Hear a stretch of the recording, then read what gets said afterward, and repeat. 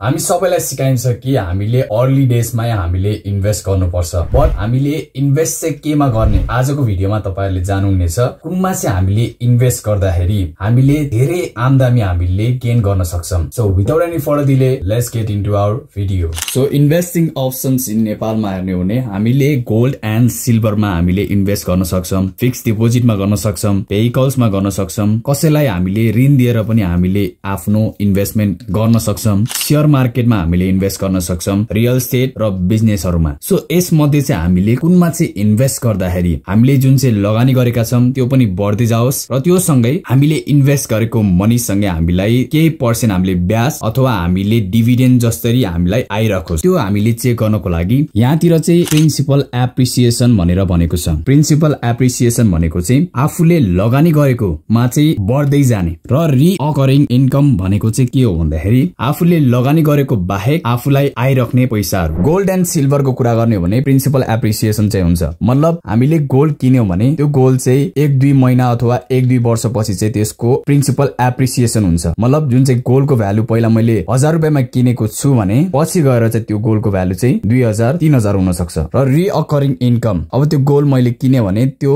बाट चाहिँ मलाई रिअकरिङ इन्कम आउँछ त आउँदैन, त्यसैले हामीले क्रस गर्छौं। अब चाहिँ हामीहरु फिक्स डिपोजिट धेरैले गर्नुहुन्छ। फिक्स डिपोजिट यसमा चाहिँ हामीले प्रिन्सिपल एप्रिसिएसन हुन्छ त प्रिन्सिपल एप्रिसिएसन हुँदैन, बट रिअकरिङ इन्कम चाहिँ हुने गर्छ। भेहिकल्समा हेर्छौं, मैले भेहिकल किने र मैले चाहिँ अरूलाई चाहिँ रेन्टमा दिए, प्रिन्सिपल एप्रिसिएसन भन्दा नि प्रिन्सिपल डिप्रिसिएसन हुँदै जान्छ। मैले आज चाहिँ 20 लाखको गाडी किने भने केही वर्षपछि त्यो 20 लाखको गाडी चाहिँ 15 लाख अथवा 10 लाख पनि हुन सक्छ। त्यसैले यो प्रिन्सिपल एप्रिसिएसन हुँदैन, बट रिअकरिङ इन्कम चाहिँ हुन्छ। लेन्डिङ टु पिपल, कसैलाई मैले चाहिँ पैसा दिए र त्यो मान्छेले चाहिँ बिजनेसमा अथवा केमा चाहिँ इन्भेस्ट गरेर उले पैसा कमायो र मलाई चाहिँ त्यो पैसा चाहिँ ब्याजको रूपमा चाहिँ मलाई दियो भने त्यसलाई चाहिँ लेन्डिङ टु पिपल भन्यो। प्रिन्सिपल एप्रिसिएसन, जस्तै कि मैले 1 लाख दियो भने त्यो मान्छेले मलाई 2 लाख दिन्छ र दिँदैन नि, त्यसैले प्रिन्सिपल एप्रिसिएसन हुँदैन, बट रिअकरिङ इन्कम मलाई ब्याज दर जसरी मलाई दिन्छ। शेयर मार्केटमा हेर्ने हो भने के पर्छ त स्टक्स, डिभेन्चर, म्युचुअल फन्ड्स। सो हामीले प्रिन्सिपल एप्रिसिएसन, जस्तै कि मैले आज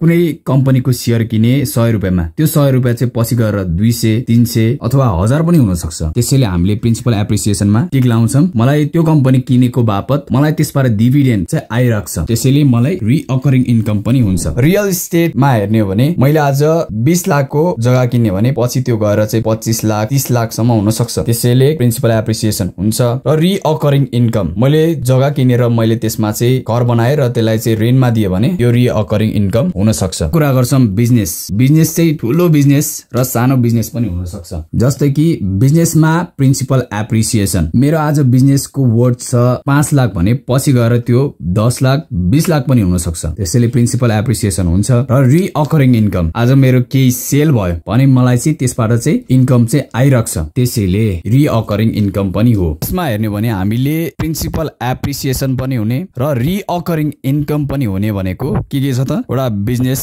एउटा रियल एस्टेट र एउटा शेयर मार्केट। सो आजको भिडियोबाट तपाईले थाहा पाउनु भयो होला कि हामीले केमा चाहिँ इन्भेस्ट गर्दाखेरि दुईटै एउटा प्रिन्सिपल एप्रिसिएसन र रिअकरिङ इन्कम पनि बढ्ने रहेछ भनेर हामीले थाहा पायौं। सो हामीले यसमा चाहिँ इन्भेस्ट गर्दाखेरि अझ बेटर हुन्छ।